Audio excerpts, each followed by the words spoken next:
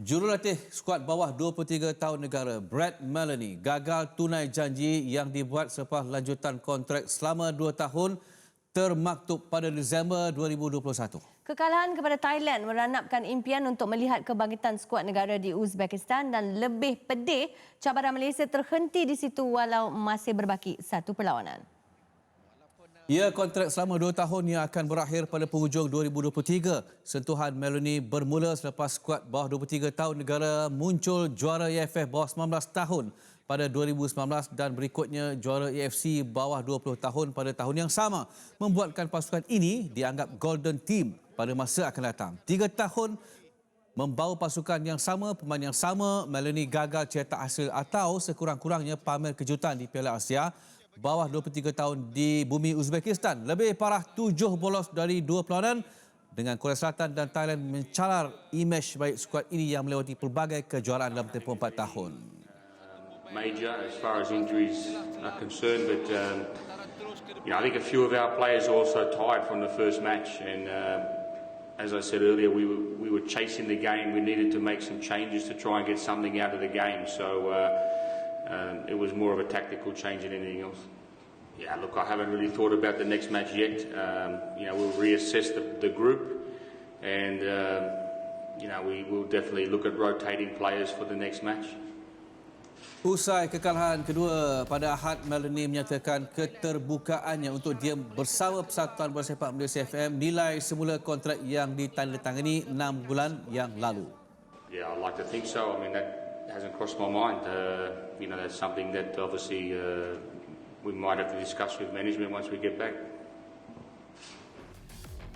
Okey, bila kita tengok statistik selepas 2 perlawanan skuad bawah 23 tahun Malaysia di Uzbekistan, Korea dan juga apabila berdepan Korea dan juga Thailand ada 8 percubaan, tetapi dengan Thailand ada lebih percubaan tepat iaitu 3 percubaan.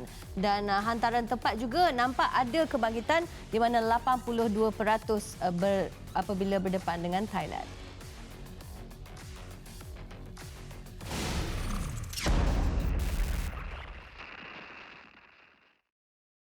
Kebanyakan mereka tidak mendapat banyak minit permainan dan di situ mungkin ada sedikit hiccup dan bukan memberi alasan, tetapi bagi saya pendedahan pemain itu penting. Sedikit sebanyak kita harus tahu yang para pemain muda memerlukan lebih kurang 30-40 dan perlawanan dalam setahun. Dan apabila mereka dikumpulkan dengan pasukan kebangsaan, tempoh untuk kita berlatih tidak begitu banyak. Ya. Jadi kita harus faham di sini, jika pemain-pemain bermain dalam perlawanan-perlawanan liga kita setiap minggu, every week in, week out, pasti akan membantu, terutama daripada segi persiapan jurulatih kebangsaan. Dan selepas mereka gagal ataupun mereka tidak layak ke peringkat akhir Sukan C, ada lagi pemain-pemain yang baru tiba dan ada juga pemain-pemain yang tak dapat bersama. Jadi bagi saya tentu satu kegagalan bukan untuk kita menuding jari, tetapi kita perlu lihat daripada segi keseluruhan. Apakah yang telah dilakukan oleh pihak pengurusan daripada segi pendedahan pemain ini daripada 2019, di mana mereka telah melalui banyak proses peringkat umum. Kalau kita lihat Hadi Fayad yang baru pulih daripada kecederaan ACL, tidak bermain begitu lama dan kini beliau bermain dengan pasukan J3 ya. So di situ nampak kekurangan perlawanan. Termasuk Luqman, walaupun bermain di kelab yang cukup besar, tetapi adakah beliau bermain dalam kejohanan yang begitu kompetitif?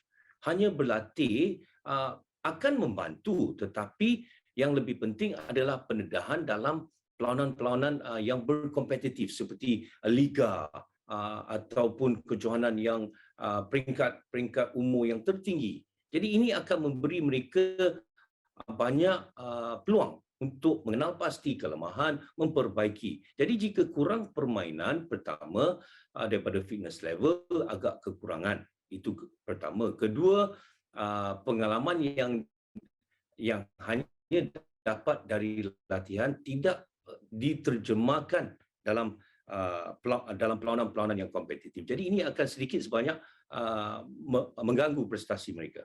Yes, Olympic qualifier mengikut kalender FIFA tahun depan merupakan tahun kelaikan untuk Olimpik dalam kejohanan Piala AFC bawah 23. Jadi jika kita bersiap sedia dari sekarang, mengenal pasti para pemain yang boleh bermain dalam kelaikan tahun hadapan, dan tentu kita harus menyiapkan pasukan dengan lebih awal. Pendapat saya, mereka ada satu game lagi di Tashkent. Biarkan mereka habis dulu untuk Tashkent dan bila kita dapat report daripada dia nanti, saya rasa jawatankuasa atau FAM sepatutnya akan buat keputusan. Faham?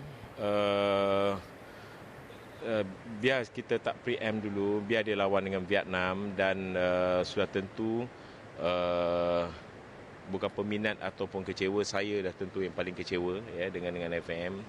Dan biarlah saya akan komen nanti selepas saya dah dapat report daripada Brett Maloney nanti dengan situ, dan kita akan buat apa tindakan yang sewajarnya demi untuk bola sepak negara selepas ini. Saya rasa kita lihat secara keseluruhan selepas habis COVID pada last year, dan kita melihat selepas dia dapat membawa ke perlawanan final round di Uzbekistan. Jadi kita ingin melihat lebih lagi daripada situ, dan macam saya kata, biar saya bagi komen selepas ni kerana dia ada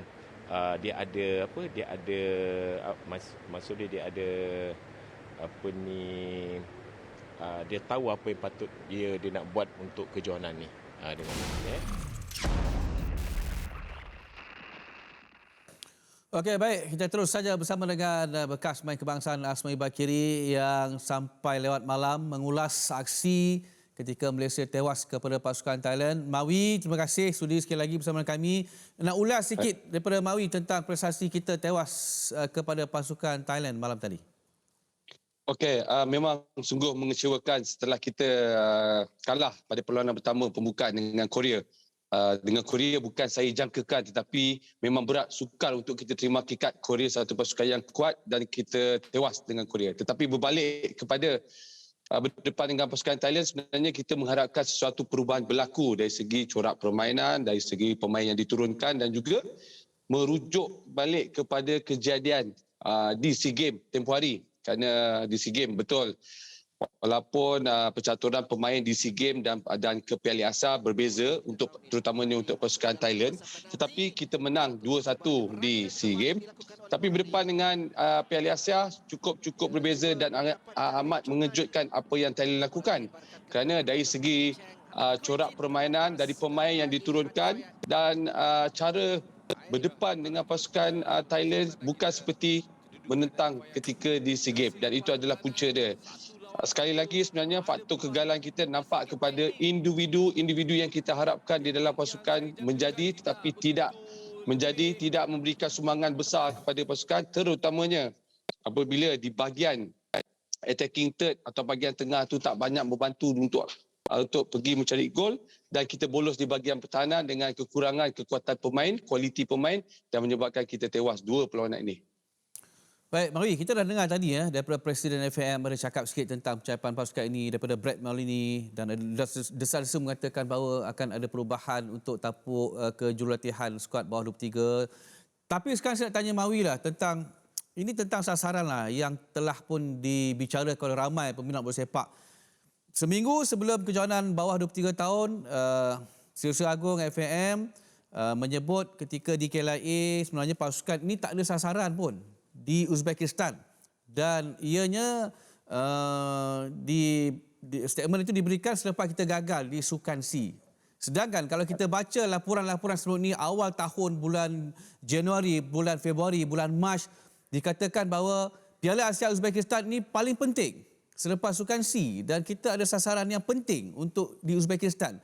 Alih-alih lepas kita gagal di Sukan C disebut tak ada sasaran yang spesifik. Jadi apakah ini sebenarnya sesuatu yang sangat membimbangkan, Mawi, tentang prestasi dan tentang orang kata FAM punya pendirian? Okey, betul Akbar. Sebenarnya Akbar masih lagi cari kat mana sebenarnya sasaran dan keputusan ke arah tujuan sebenarnya pasukan 23 tahun ni. Betul. Kalau dia ambil kira Akbar, apa yang Akbar sampaikan ini adalah kerana ketika sasaran tu diletakkan untuk fokus kepada PLA asal layak kepada Kepala Asia adalah kerana pada ketika itu kita pasukan ini adalah pasukan sama, jurulatih yang sama, pemain sama dibawa masuk kepada pertandingan SEA Games. Apabila berlaku SEA Games itu, kita dapat lihat bahawa kita dalam satu pasukan ataupun dalam grup bersama Thailand dan kita bertemu dengan pasukan Vietnam di peringkat separuh akhir. Apabila kekalahan ini berlaku, walaupun kita menang dengan Thailand, walaupun kita kalah dengan Vietnam, tapi pasukan Vietnam dan Thailand berada dalam satu grup kita di Piala Asia.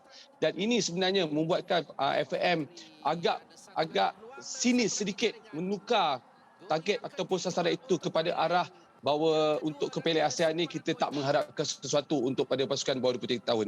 Ini adalah kerana apabila kejadian berlakunya dalam grouping di SEA Games itu telah menggambarkan sedikit sebanyak bahawa pasukan negara akan sukar berdepan dengan Korea, Thailand, Vietnam yang pernah kita lawan di SEA Games itu bermain di peringkat Asia dan cukup berbeza daripada pertandingan di SEA Games itu berdepan dengan suasana lebih high demand dekat Piala Asia dan menyebabkan FAM ada sedikit perasaan ataupun mereka melihat perkara ini bahawa betul pasukan kita memang sukar untuk disasarkan layak ke Piala Asia. Okey, tadi ada laporan menyebut tentang bahawa Brett Maloney sedia untuk duduk berbincang bersama dengan FAM mengenai kontraknya.